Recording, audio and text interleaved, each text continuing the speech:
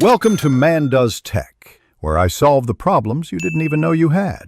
You start by confirming prerequisites: SQL Server installed and SSMS on your machine.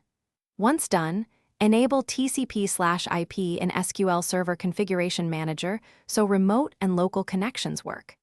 Next, launch SSMS and enter the server name or instance. Use machine name \instance name for named instances. Choose Windows Authentication when possible for simplicity. Otherwise, select SQL Server Authentication and provide credentials. Make sure the SQL Server service is running before you try to connect. Once you have the basics, refine the connection using SSMS options. You can append a port like server name 1433 when the instance listens on a fixed port. If you need a different protocol, open connection properties and select shared memory, TCP/IP, or named pipes.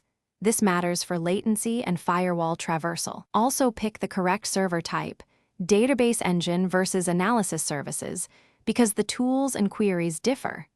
Finally, adjust connection timeout if the network is slow. To finish, click Connect and confirm SSMS opens the Object Explorer. Review server properties to validate version and authentication mode. If connection fails, check SQL Server Browser for named instances and confirm the service account can accept connections. Make sure firewall rules allow the SQL port and recheck TCP/IP settings.